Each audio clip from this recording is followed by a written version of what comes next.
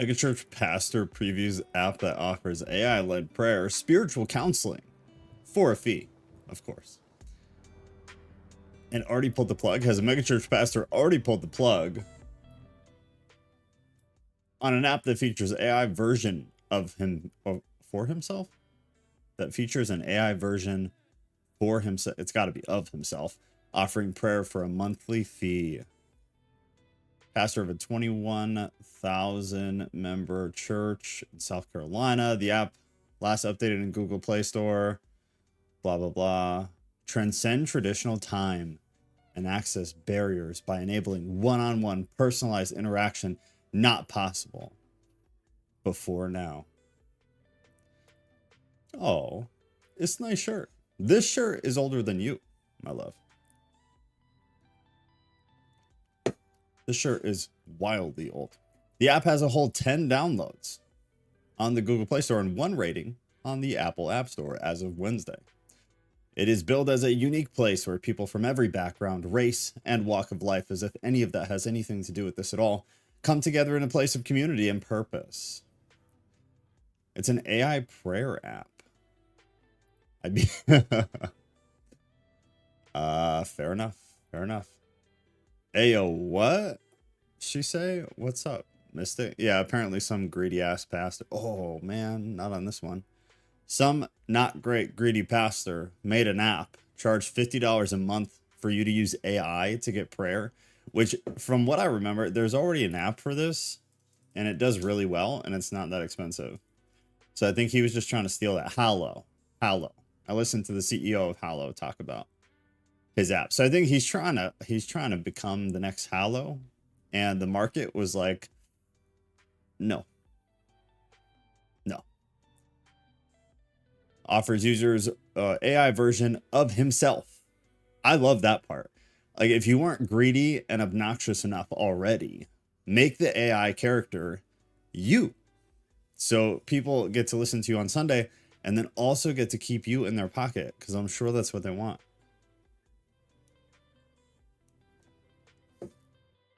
Oh my God, I want to watch that video. Please hold. We will be starting late this evening.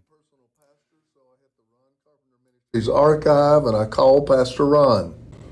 Okay, I'd love to have my own personal pastor, so I hit the Ron Carpenter Ministries archive, and I called Pastor Ron. And after I called Pastor Ron, let's say, you know what? Let's say I'm not feeling good in my body. Carpenter, how can I help? Pastor Ron, I'm not feeling well today. Could you pray for me? Hey there. I'm sorry to hear you're not feeling well. Let's take a moment to pray together. Heavenly Father, I thank you that you know us and hear us. Right now, I lift up my friend to you. I ask for your healing touch to be upon.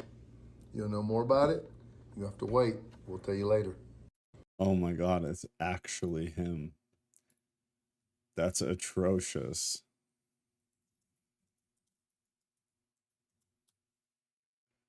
How absolutely terrible that is. David, hello, sir. I've been gone because morning sickness has me literally staring through the space-time continuum every night. I'm very sorry to hear that. Kat got lucky this time and didn't have much of that. However, she did take a nap in my lap this afternoon, which was very nice. But I'm sorry you're getting sick. That sucks. It's the plight of creating life, and I'm glad you're doing it. It's a very good thing. I didn't even see the second part of your message, David. Nice shirt. This is probably the oldest shirt I own. This shirt is an antique. Well, this is hilarious. This was a great way for me to start the evening. Digging the sand to my... Oh, yes. Yes, it's quite nice. Is it not? It's pretty good, I think. If you're watching this later, we have Discord. There's a link to the Discord pinned to the top of the live chat. There's also a link to the Discord and all the descriptions of all the videos and stuff. Good people. That's all. If you're looking for that, that is where to go. Tonight, we are reading the Epic of Gilgamesh. If you go to Discord, there's an events page. The events page shows all the stuff that we do and when and where we do it, because it can be kind of confusing. Thursday and Sunday are Bible studies. Usually, Sunday is always Bible study. Thursday is either something apocryphal, so outside of the canon, or something outside of the canon, kind of far away, like tonight with the Epic of Gilgamesh. Then every Tuesday night we do a live topic discussion that everybody votes on. Votes happen on Discord, and whatever gets voted in is what we do. So we did Narcisus on Tuesday, which was a real good talk. That was interesting. It was interesting to get everybody's take on that. I haven't posted the poll yet for next week because I suck. This is not new. So I will try to do that this night. I'll try to do that tonight or tomorrow. But I also wanted to ask, so maybe I'll run a quick YouTube poll in a minute when a few more people are here. Do you guys even want to do a Tuesday? Because it's Christmas Eve. I'm probably down. I don't know. Kat can come scold me if I'm off base here, but I don't know. I'll run a poll. I think we could probably do it, or maybe do something chill. I don't know. But if you guys got nothing to do, I'm sure we could do something. I'm sure we could figure out something to do. Let me see. Oh, but Saturday. That was the other thing. Saturday, we are going to have game night. So this is going to probably be a crap show because it's the first time we've done it. But it's called Jackbox. And it's an array of different games, but they're interactive. So depending on the game, there's a limit of players. I think the average from what I saw was about 8 to 10 people. I don't expect us to have more than 10 people. If we do, cool. And we'll take turns and figure it out. I won't play. Kat won't play. We'll give our spots to people and just hang out and talk.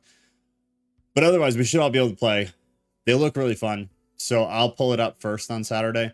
And you guys can pick which game you want to play. I'm buying 2 packs. So I think it's like 8 total games. And we can kind of just go from there. But I assume there will be some technical issues. It would be great if there's not. But we'll figure it out. And then we'll try to do this more often. We did movies on Saturday night for a while. We did the news on Saturday, which made everybody very depressed. So maybe this will be the Saturday thing. We will see. No, Yes. you actually have to play because you're the host. Oh, okay. Yeah. Okay. Fair enough. Okay, that's good to know. All right, I think we'll be fine still. I wonder if there's a solution for more. I didn't really look, but maybe they have like simpler games that allow more players because there's less going on. I'll look into it. So there are certain games where, say, the limit is 8 people. You can still have audience members participate and vote on whoever did the best answer or the funniest thing or whatever. So no matter So what, even if they can participate. yeah, no matter what, like people can participate. Yeah. Okay. So then I guess if the game is 20 minutes and we do it for an hour, we could do rounds of people who are directly participating and then, or I guess playing, and then kind of indirect participants and rotate them out probably. Yeah, for sure. Okay. All right. Then we're good. I'm excited. The games look super fun. And I don't ever do stuff like this. So it looks like a good time. And I bought 2. Or I'm buying 2. I picked 2. So I'll buy them probably tomorrow. And then I'll mess around with them on Saturday. But they look cool. It looks like a good time. The floof. We can't wait. Yeah, it'll be good stuff, man. Okay. Well, enough people now. I just want to ask. So I'm going to post a poll on YouTube. So Tampa and Jules, I hope you're there too. If you're not, if you could just vote in the Discord like chat box thing. I want to see about Tuesday. So whether we do a stream on Christmas Eve or no.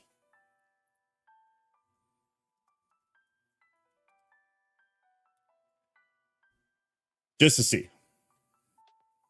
Because I don't want to take away anybody's family time, but I also don't want to take away the opportunity to do something if you have nothing to do and you want to do it. I'm sure Kat and I would be down to do, at least an hour. And we can do something weird. We can play the game again. I don't care. I just don't want to like take it away if people were like, I don't know. It's like a routine. That's how I am. I lose my mind if I'm supposed to do something or if I do something frequently at the same time, same day. and then it gets taken away. So if anybody else is like that, I'm down to do it. So far, yes. So I'm glad I asked, because I was thinking about just canceling. Good deal. They'll do it. Then this weekend, I'll run a poll whether you want to do like an actual topic, or actually, let's just do it right now. Let's do it right now. So whether we do like a normal topic, so I'll put a poll out for a topic, or if we do the game again, or maybe we'll do it on Saturday. We'll figure it out on Saturday. I don't want to take away any more time. I won't be able to at all, but I don't want to vote no in case other people can. Yeah, only vote, obviously, like always. Only vote if you're going to participate, just so it's fair for other people. So the people who would actually show up, like their vote should matter. Yeah, good call. Good call. All right, we're picking back up at the flood. So we read the first section of the flood. And this, again, like I said it last week, but I'll say it again because it's important, especially if you weren't here. We're not deep enough that it really, really matters, but it matters a bit. That this is like every time over the past however many years, depending on how long you've been around, when I talk about how Genesis is mirrored in other cultures, religious beliefs and stories, this is a huge one. The flood from the Epic of Gilgamesh is a huge parallel. It's a massive mirror in the story. It's a very similar story. And then I saw that Ghost actually put, I haven't been able to read it yet, but I saw that he put his flood theory in Off Topic as a thread, which I'm definitely going to read later. But I assume without reading it that he's pulled a lot of things from a lot of places and kind of has this general theory of what the flood was. Most people believe the flood happened. I don't hear a lot of academics anymore who try to deny that that happened. There's a lot of evidence, whether it's religious or non-religious, that a flood happened. Then, interestingly, you have all of these different cultures and religions, many of whom we have no reason to believe they ever interacted with each other, who all have ancient stories that are very similar about a flood. So this is one that should, 10% of it should be in your head 100% of the time when you're considering the flood from Genesis. It significantly matters to the greater context of you getting a grip on what was actually happening. Sorry, I got on live by accident. I didn't even notice, so no problem. Cat's Cookie Corner. Mystic, you're killing it. You're doing the world a service. Okay, so anyways, we read the first part. We ended right here. I myself anointed my head. On the seventh day, the boat was complete. And that's where we left off. So we're picking up at the completion of the boat build. Not too dissimilar from Genesis. Then was the launching, full of difficulty. There was shifting of ballast above and below till 2/3 was submerged. I loaded into her all that one had of gold and of living things, my family, my kin, the beasts of the field, both wild and tame, and all the craftsmen. Sounds eerily similar. No, I sent them on board, for the time that Shamash had ordained was already fulfilled when he said, in the evening, when the rider of the storm sends down the destroying rain, enter the boat and batten her down. The time was fulfilled. The evening came. The rider of the storm sent down the rain. I looked out at the weather, and it was terrible. So I, too, boarded the boat and battened her down. All was now complete, the battening and the caulking. So I handed the tiller to Pazura. Why do they got to split it up like that? Pazura Amuri, the steersman. Pazura Amuri. 70% confident. With the navigation and the care of the whole boat. Took the boat in Gilgamesh 7 days to complete, and Noah's boat took 120 years. And if you read, without going down this rabbit hole, have you dug through Ghost? Have you ever dug through answers in Genesis? Because there are some differing theories on the time that it took. Yeah, I've looked at their stuff. I don't really know. I was just trying to make a joke. It might have. I mean, he prophesied for 120 years, but who knows how long the boat took? Right. There's not enough. I just mean like there are competing theories about the time, just like competing theories about like the days of creation. It's and I find some of it kind of humorous. Like some of it's entertaining to read through, to watch them do Olympic level gymnastics to try to make something make sense that I from my perspective, I don't think we have enough to really say confidently. I don't either. I guess Noah was a perfectionist. Noah had a lot of help. So why did it take him 120 years, bro? Good God. Noah did have help. Well, they had help here too, though. So the launching was difficult, blah, blah, blah. With the first light of dawn, a black cloud came from the horizon. It thundered within where Adad, lord of the storm, was riding. In front, over hill and plain, Shulat and Hanish, heralds of the storm, led on. Then the gods of the abyss rose up. Nergal, pulled out the dams of the nether waters. Ninurta. The warlord threw down the... I don't know if I want to say that. Dykes. I don't know if that... You got to be able to say that on YouTube, right? This is academic. They threw down the dikes. I think that's a different spelling. It's definitely a different spelling, but the AI is going to pick up on the voice, but I'm pretty sure you can say that. I don't know. I guess we're going to find out. The warlord threw down the dikes. Different kind of dikes. And the 7 judges of hell, the Anunnaki, raised their torches, lighting the land with their livid flame. A stupor of despair went up to heaven when the god of the storm turned daylight to darkness, when he smashed the land like a cup. Interesting. One whole day, the tempest raged. Gathering fury as it went, it poured over the people like the tides of battle. A imam could not see his brother, nor the people be seen from heaven. Even the gods were terrified at the flood. They fled to the highest heaven, the firmament of En. The firmament. It's not just in the Bible. They crouched against the walls. Actually, this is something to point out too. If you're weird and you want to look at something, look at the firmament from the cultural perspective of the Mesopotamians. I believe also the Sumerians. I'm 80% confident I'm remembering that right. Had a similar concept of the firmament. So like the flood, it's an interesting thing to then cross-reference and see what was same and see what was similar. If you're into stuff like that, it's a good time.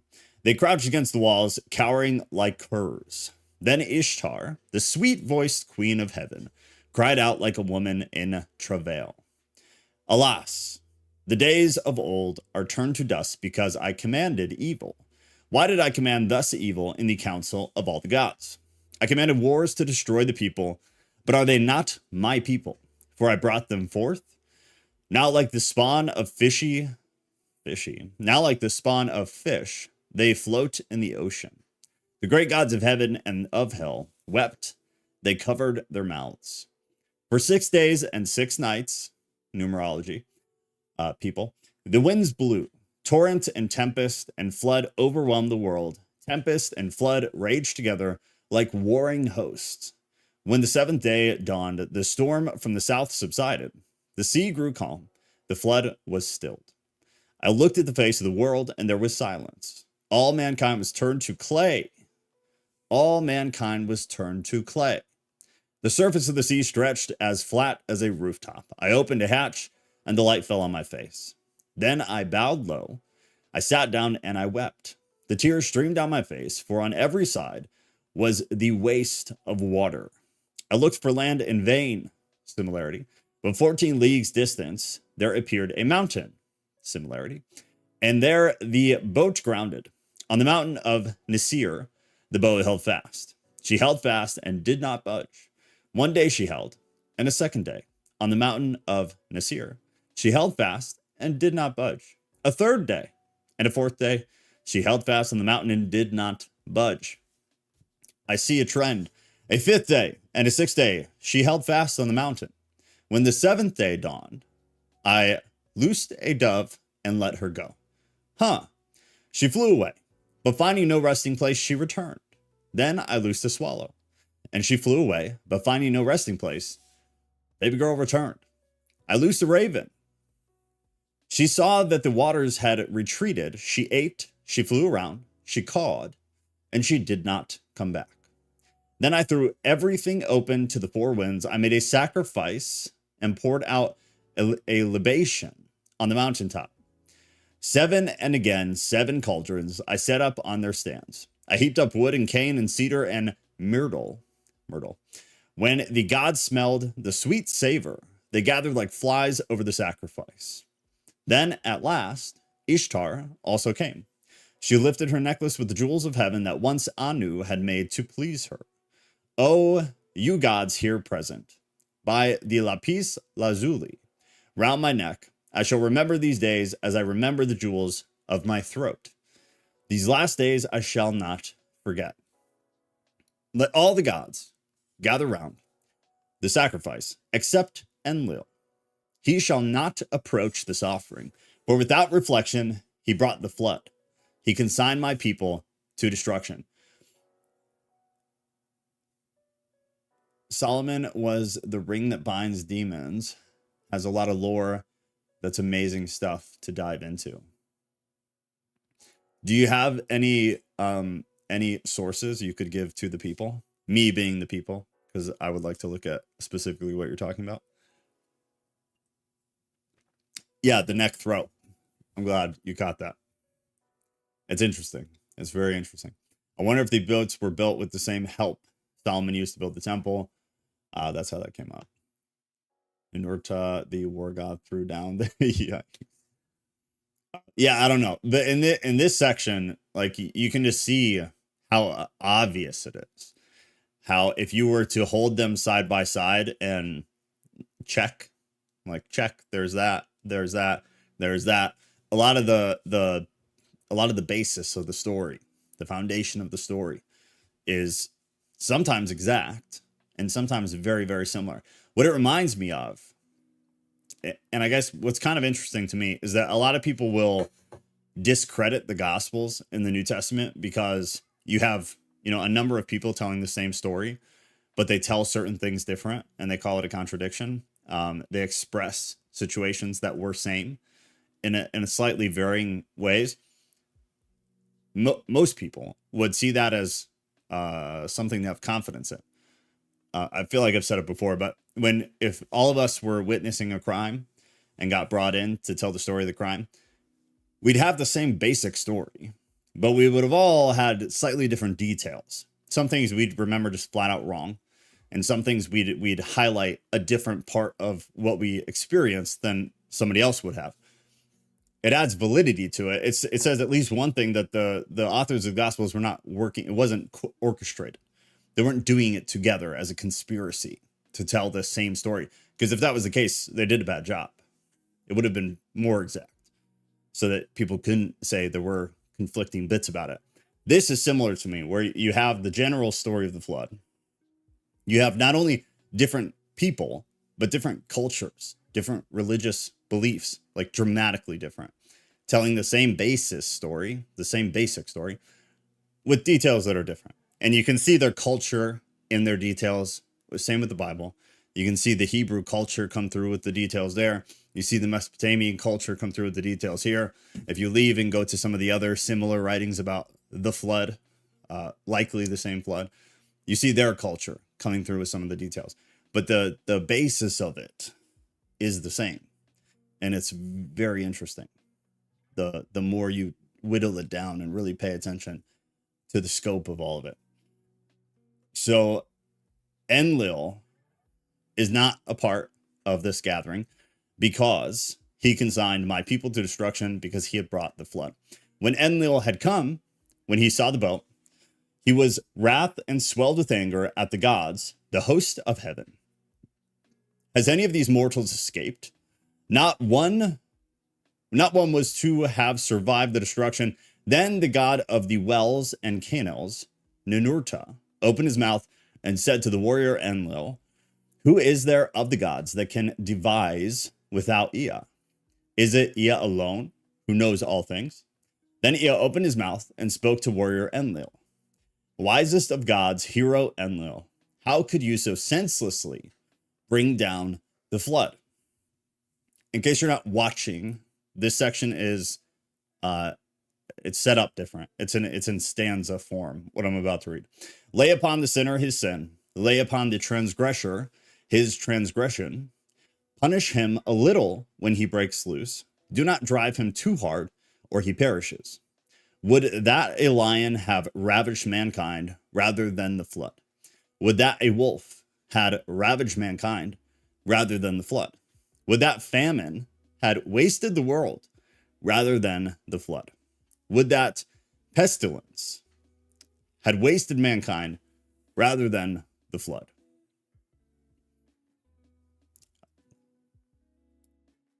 I looked up the name Abram. It's of Akkadian origin.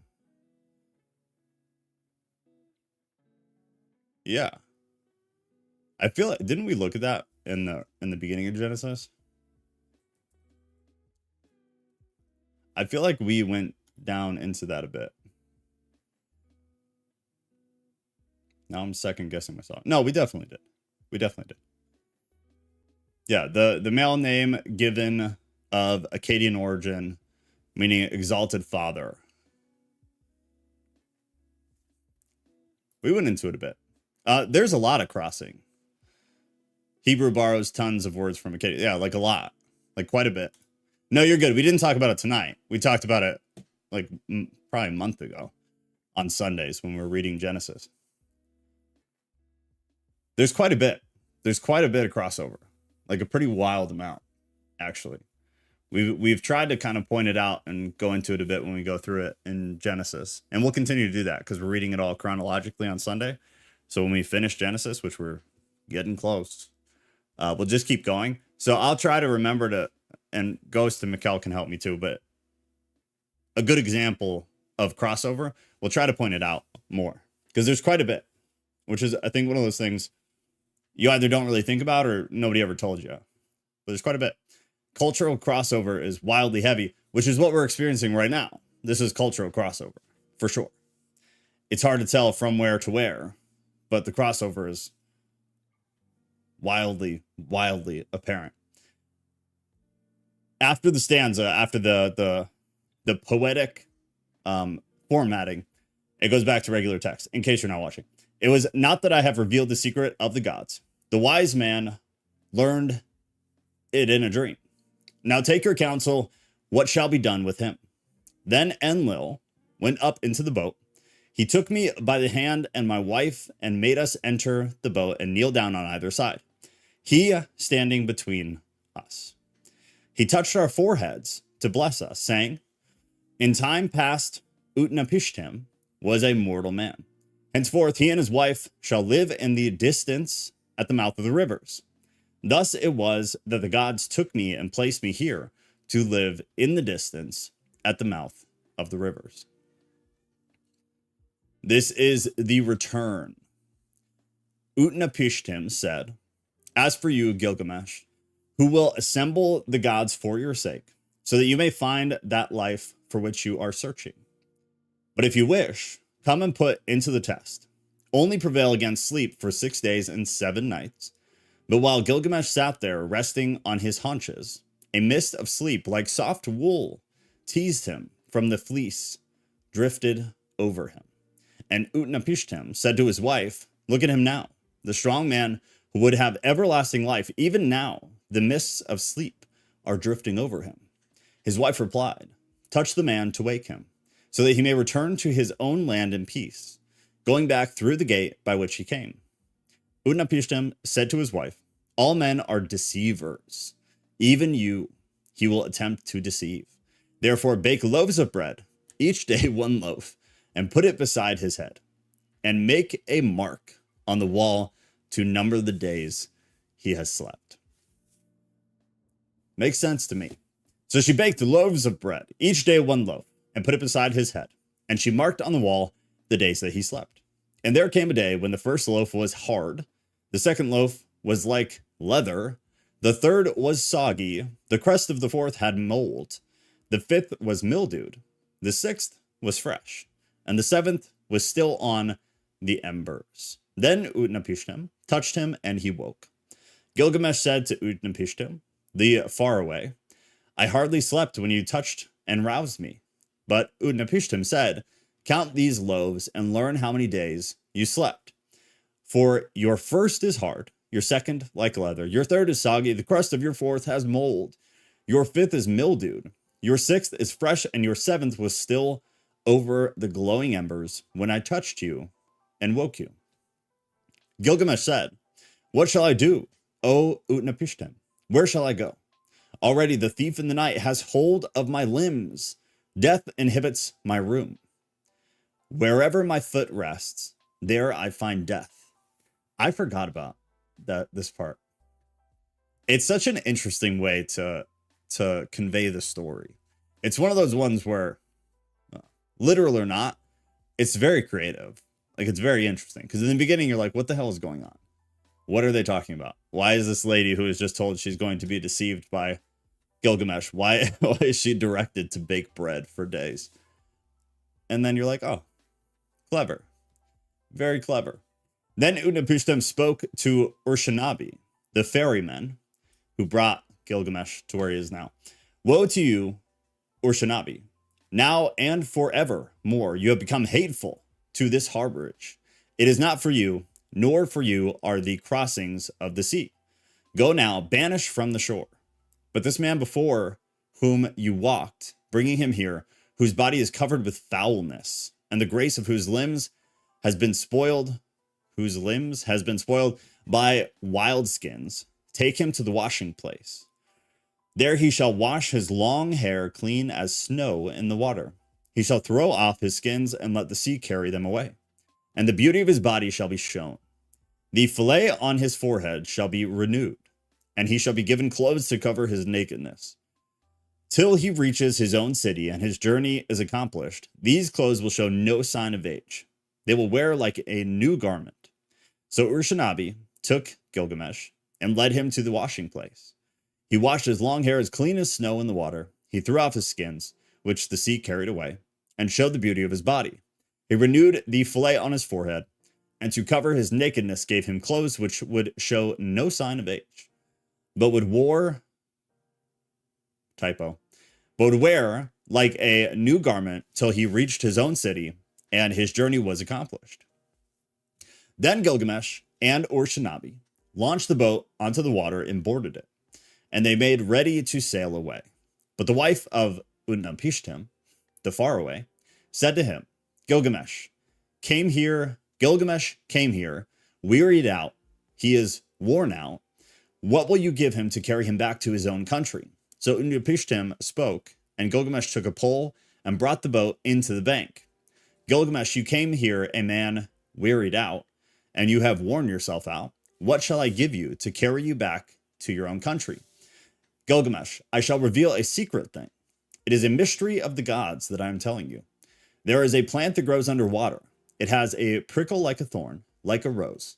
It will wound your hands, but if you succeed in taking it, then your hands will hold that which restores his lost youth to a man. When Gilgamesh heard this, he opened the sluices so that a sweet water current might carry him out to the deepest channel. He tied heavy stones to his feet, and they dragged him down to the waterbed. There he saw the plant growing. Although it pricked him, he took it in his hands. Then he cut the heavy stones from his feet, and the sea carried him and threw him onto the shore. Gilgamesh said to Urshanabi, the ferryman, come here and see this marvelous plant. By its virtue, a man may win back all his former strength.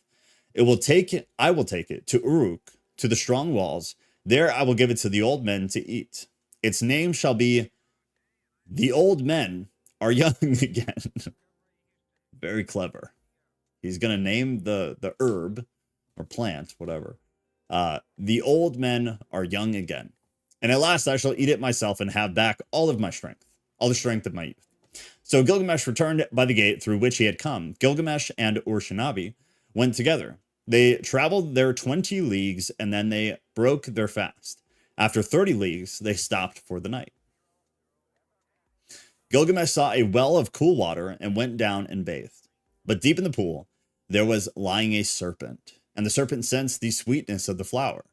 It rose out of the water and snatched it away, and immediately it slot its skin and returned to the well. Wow, interesting. Then Gilgamesh sat down and wept. The tears ran down his face, and he took the hand of Urshanabi. Oh, Urshanabi, was it for this that I toiled with my hands? Is it for this I have wrung out my heart's blood? For myself I have gained nothing, but not I, but the beast of the earth has joy of it now. Already the stream has carried it 20 leagues back to the channels where I found it. I found a sign, and now I have lost it. Let us leave the boat on the bank and go. Just a note, because I'm curious. Does the story of the snake here remind anyone of anything? Either the underlying context, the message, I suppose, any of the literal points. Just something to think about. I'm not going to go into it at all. But the story of the snake, the section on the snake.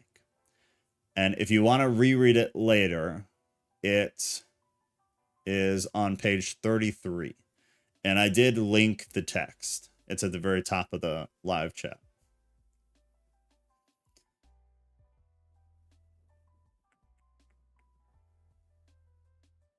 All right. Sorry, I'm just skimming here. I want to...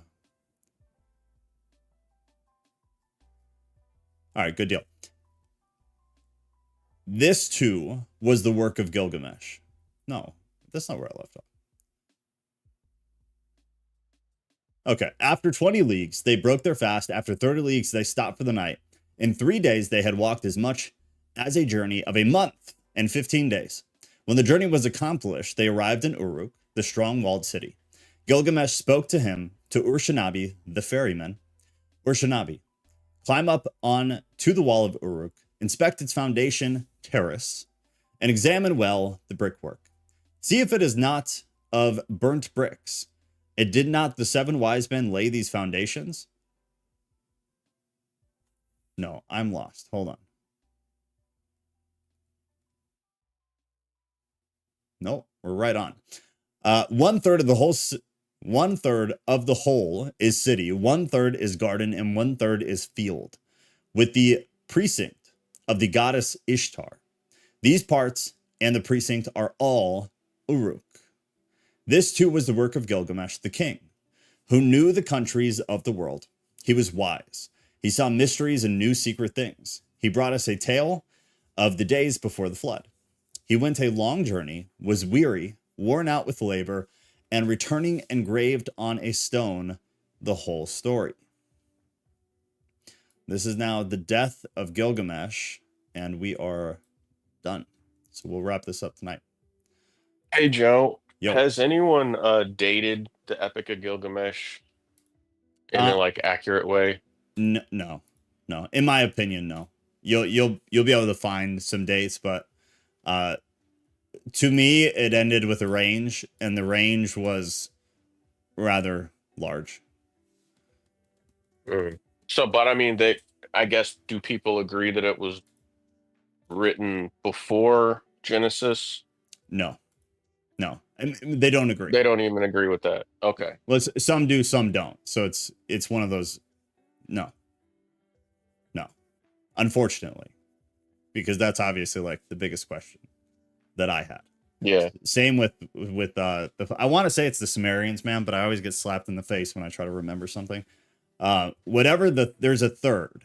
There's Genesis, there's Gilgamesh, and then there's one other that is very close, and I want to say it's Sumerian, but I know I'm going to be wrong. Elish? What's that? The Enuma Elish? No. Do they have the flood story? Is that in there? I can't remember. I think so. You could be right. I thought like 30% confidence, but I thought that was like the creation story, but I'm totally questioning that. It very well might be, but I know there's a third from similar time period that's eerily similar. And then there are a few others that are kind of like drop down the scale of similarity, but there's still like enough there that they're relevant to me. I'll try to grab all those and put them in a post on Discord. The top 3, in my opinion, that really correlate, and then the few that are kind of down the tier from there. I'll see if I can do that over the next couple of days. But you might be I'm right. curious though. You might be right about that though. I just, for some reason, I think that was the creation story, but I'm not at all confident. Yeah, it definitely is, but I just feel like that was part of it. But You could no, very I'm well be second right. guessing myself. I'll try to look. I'm 100% questioning myself. I'm not confident at all. Palsir said, "Yeah, Hebrew Anak knew. I am is the same in Akkadian. It's that cross culture, man. A lot of words were just taken without even getting into like the later edits of it, even of the original language, without even doing that. There's so much of the cross. All right, the death of Gilgamesh. I definitely want to finish this so we can go back to the Book of Giants next. Well, maybe next week. I don't know. I guess we got to talk about that too. It's the day after Christmas. The destiny was fulfilled, which the father of the gods, Enlil of the mountain, had decreed for Gilgamesh. In neither earth, the darkness will show him a light of mankind. All that are known, none will leave a monument for generations to come to complete with his. The heroes, the wise men, like the new moon, have their waxing and waning. Men will say, who has ever ruled with might and with power like him? As in the dark month, the month of shadows, so without him there is no light. O Gilgamesh, there was the meaning of your dream. This was the meaning of your dream.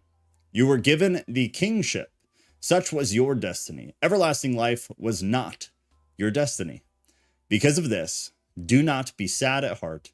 Do not be grieved or oppressed. He has given you power to bind and to loose, to be the darkness and the light of mankind. He has given unexampled supremacy over the people, victory in battle from which no fugitive returns, in forays, and assaults from which there is no going back. But do not abuse this power. Deal justly with your servants in the palace. Deal justly before the face of the sun, capital S, sun. This is a stanza here. The king has laid himself down and will not rise again. The Lord of Kulab will not rise again. He overcame evil. He will not come again. Though he was strong of arm, he will not rise again. He had wisdom and a comely face. He will not come again. He has gone into the mountain. He will not come again. On the bed of fate he lies. He will not rise again. Front the couch of many colors. He will not come again.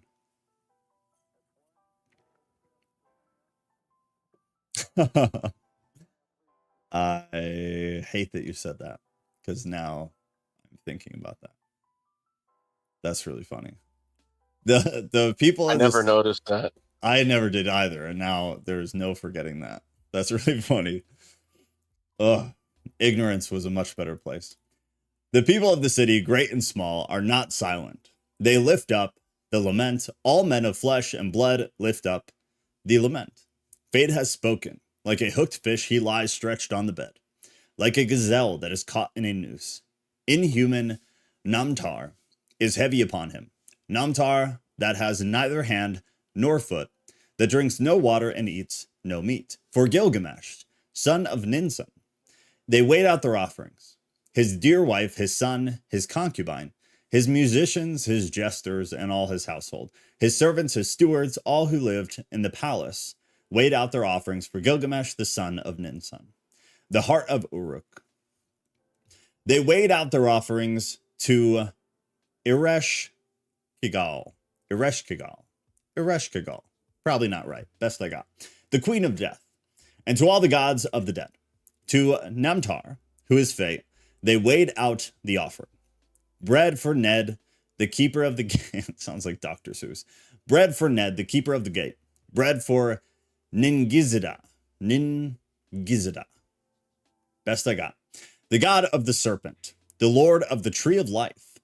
The Dumuzi, also the young shepherd, for Enki and Ninki, for Enku and Ukuga, and Ukuga. These are difficult names. Endukuga and Nindukuga.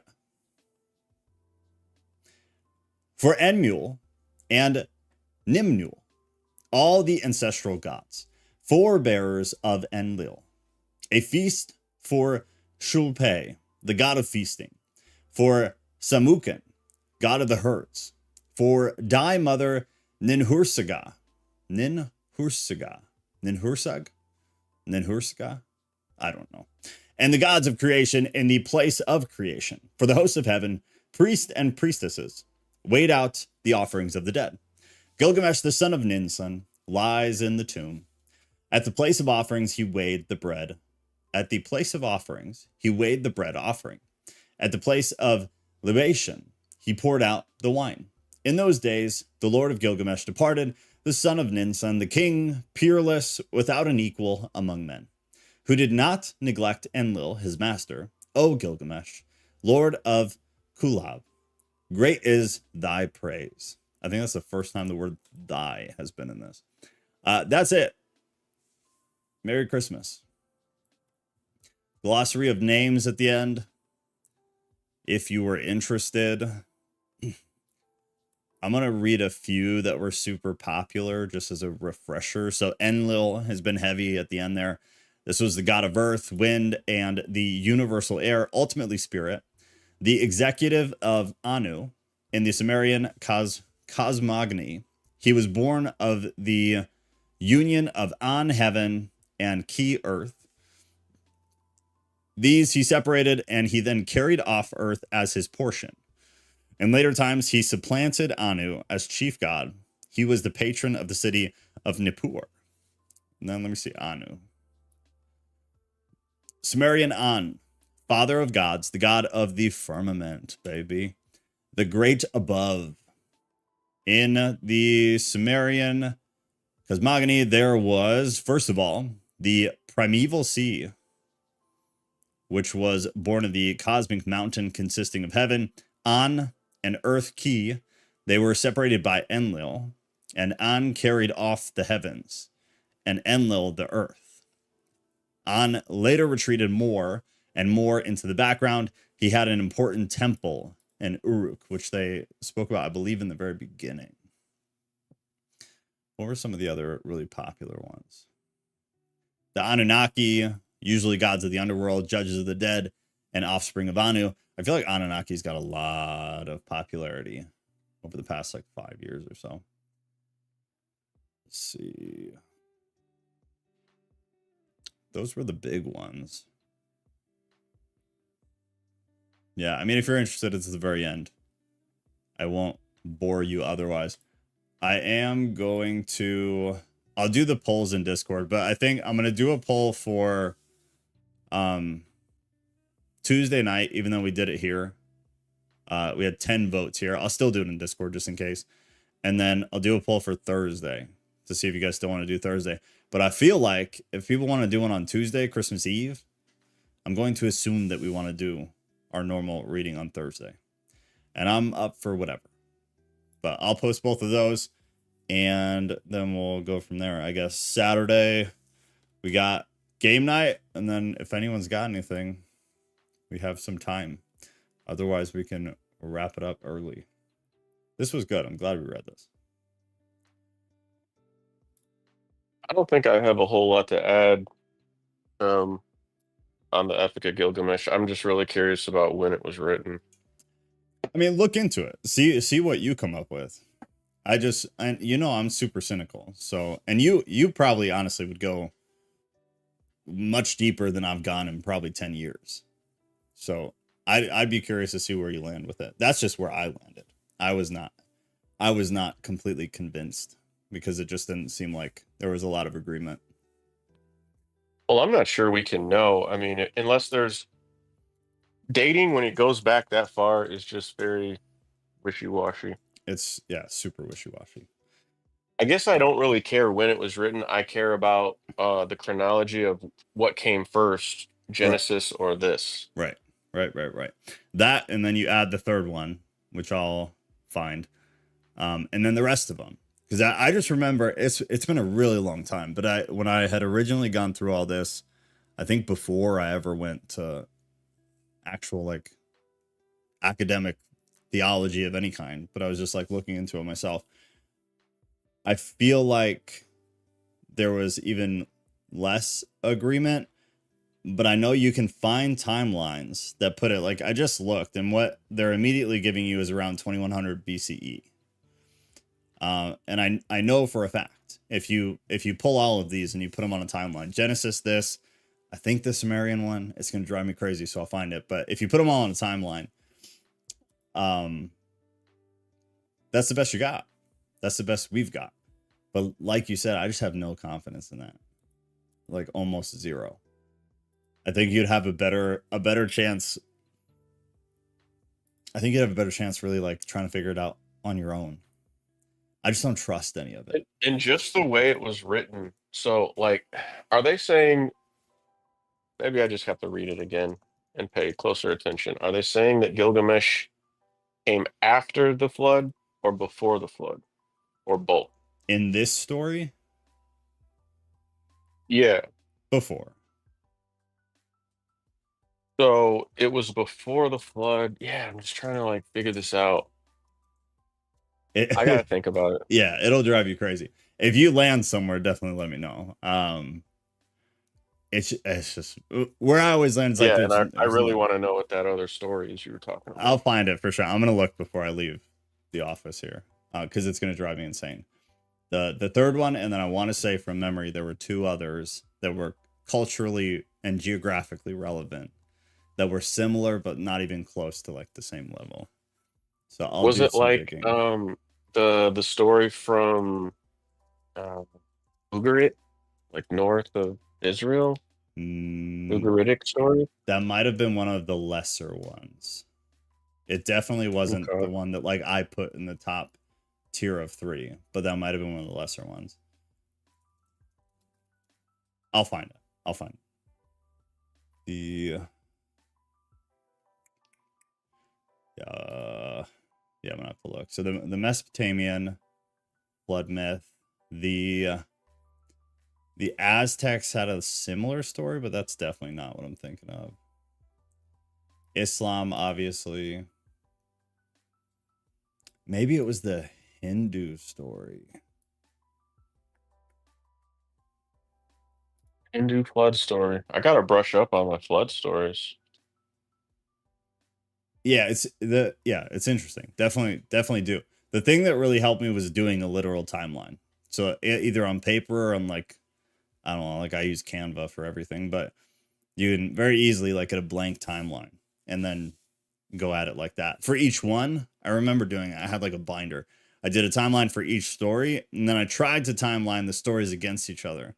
And that's when I lost all confidence and got really cranky about it.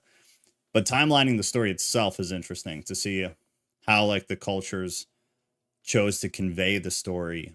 And then if you have all of them next to each other, you get to see kind of the correlation of each individual story's timeline when certain events or aspects of the story happened on their individual timeline, and you see that they kind of they correlate. It was really interesting. I just remember it was one of like the most interesting things that I really dove deep into, and it completely changed the way that I viewed Genesis, and not in a negative way, but like in a damn, there's a lot of corroboration to the story. This seems much more than I feel like Christians teach you about.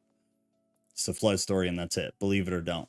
Like, no, it's a general story of history, like across numerous cultures. It's very validating. So, like, I guess it doesn't really matter what was written first, because if the story is true, which I think it is, if this cataclysm happened and people spread out, then that means they're all going to write the story of what happened and the spreading out. Right. Yeah, maybe one wrote it before the other, but they're still remembering the same thing. right. It's not super relevant. I think we just put a lot of pressure on like which came first because it adds validity to things, but I don't know that it really does when you boil it down, like what you just said. I don't really think it matters. It doesn't make one more valid than the other. You're all telling the same damn story. You have different details, which makes sense too, considering if they were all spread out, the details of the flood are going to be different. Timelines will be different. What they see will be different. How their culture was affected or interacted with was different, and it was the Sumerian flood story. It was. So yeah, the Sumerian, the Mesopotamian, and the Hebrew. Those to me were like top 3 similarities. And then I'll see if I can find a few of I think the Hindu one maybe was one of them. I just really don't have enough of a memory. I'm going to have to kind of dig through it to find it. But the Sumerian was the other one. So Sumerian, Mesopotamian, and the Hebrew.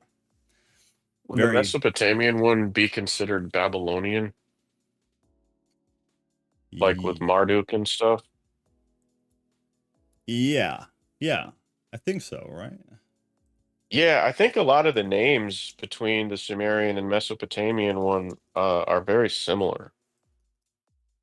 Yeah, no, I think it is. Yeah. Yeah. It absolutely is. It'd be considered one of the Babylonian myth.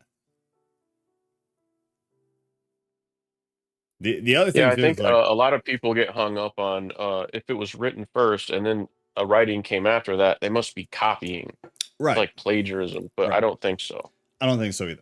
And the example I always give is the one I gave earlier with the Gospels. It's just not it's not the case. Like if you're trying to commit conspiracy, you'll do a better job. The Gospels do conflict at certain points. There are issues that obviously nobody's willing to admit, but they're very obviously there. But it adds validity. Like these people all experienced what was happening. They gave an account, and them being individual people who were not conspiring to create a story that was perfect, told it in different ways. And whether parts of it are a mistake, like who cares if it's an honest depiction of what they experienced? It's the same thing to me as all of these. I think it makes it more valid, not less. They're all just, it's their perspective. And it just like everything else, it's their context.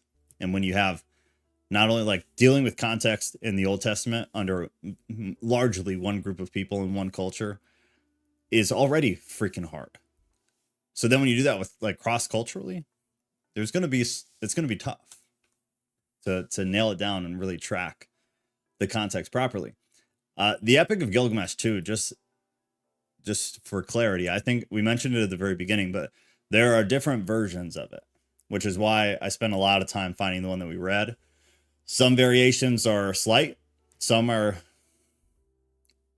enough that I'd say like if we had Bibles that differed this much, people would see it as a problem. So there's some significant variation to some of the versions.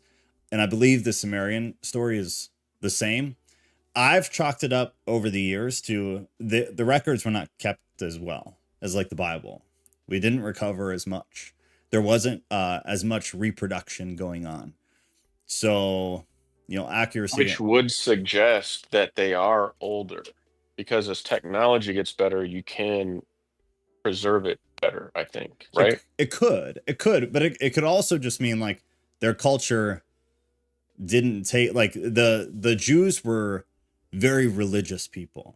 So it makes sense that they would reproduce, especially during like that New Testament time and beyond, when you have the Jewish culture that was very, very religious, very academic, studious, and then Christians who became kind of similar because of their cross-culture stuff. So I could see a world where like, yeah, 100%, that could absolutely be the truth. But I could also see it being a cultural thing where one culture just does a better job at keeping history than another culture. But I think either could be true, and I don't know how you'd ever tell. Personally. Yeah, I don't think you could. It'd be tough. But I think that's totally possible, for sure. I wouldn't be surprised at all if specifically if the Epic of Gilgamesh was earlier. I tend to lean that way. I think the way I ranked them was like the Epic, the Sumerian story, which I need to find the name of. I'll put it in Discord, but it's definitely the Sumerian one. I think the Sumerian, and then I think I placed Genesis after that when I had wrote about it. But it doesn't really matter. to me. I don't think it changes anything at all. Yeah, same. It just makes no difference.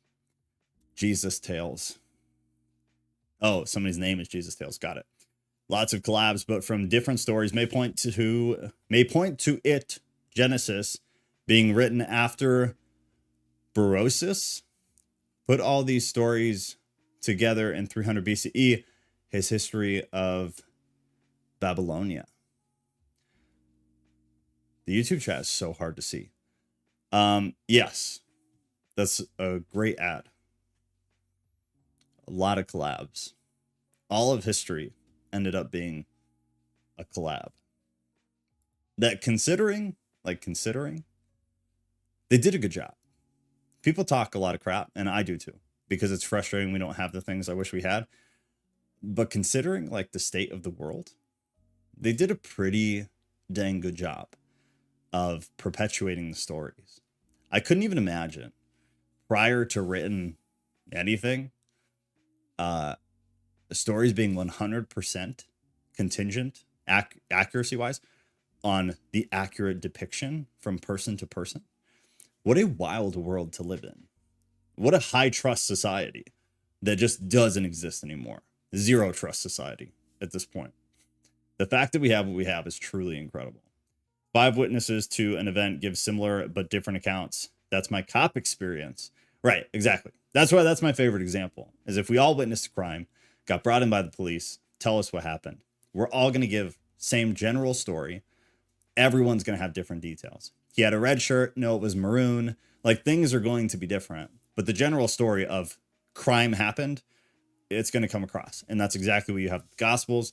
It's remarkably so what you have with the flood story. Considering the timeline of the flood story and the cross-cultural nature of it, it should be much more obscure than it is. The fact that we have as many similarities from different cultures that we do, I think is really, really incredible. The Gospels was all on a much tighter timeline and a much tighter culture, which is why a lot of it is super accurate, in my opinion. Go said, because we are subjective and have limited focus, we can only look in one direction at a time. That's why variation in story is actually a validation rather than a problem. Yeah, 100%. Without a doubt. Jesus Tales. If you're still here, you should come to Discord, unless you're already there, because we are wrapping up. So again, if you're not in Discord, Discord is linked to the top of the live chat. It's in the description of all the videos. We do 3 of these a week. Thursday is something outside of the Bible, so something apocryphal or something else in history. Next week, we're going to start the Book of Giants again.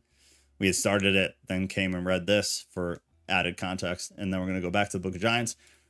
Tuesday or Sunday is a canon Bible study. So we're in Genesis right now. We're going to read the entire Bible chronologically, because it's not the way the Bible is collected is not, or the way that it's compiled is not. And then Tuesday, we do a topic discussion on something that everybody votes on. This week coming is going to be weird because of the holiday, but I think we're probably still going to meet Tuesday, and I think we're probably still going to meet Thursday. It just might look different. We might just play, I don't know. We'll see. The people will decide. I'll post a poll in Discord. There will be probably 3 polls in Discord. I'll do all of that tonight, and then I'll alert everybody, and we'll see what you guys want to do. I'm up for whatever. So why think a great flood happened, but a slaying of the sea monster is mythic? Why does one differentiate what is real and not in these stories? Did anybody say that the slaying of a sea monster was not true?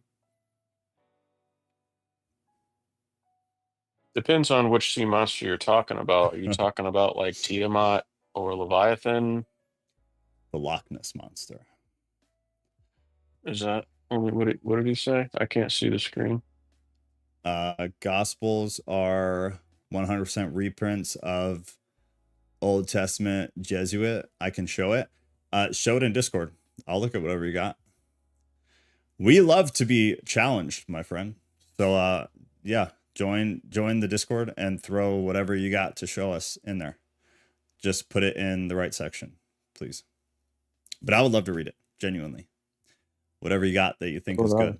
Yeah, we're down for it. Oh, and Joe, that flood thing that I shared is not. I didn't write anything. It's just a documentary that's pieced together that kind of shows where I derived probably 40 to 50% of my Oh, theory from. okay, cool. Well, I'm glad you made a thread, because we should try to keep that alive if the topic comes up again. Because I think it will.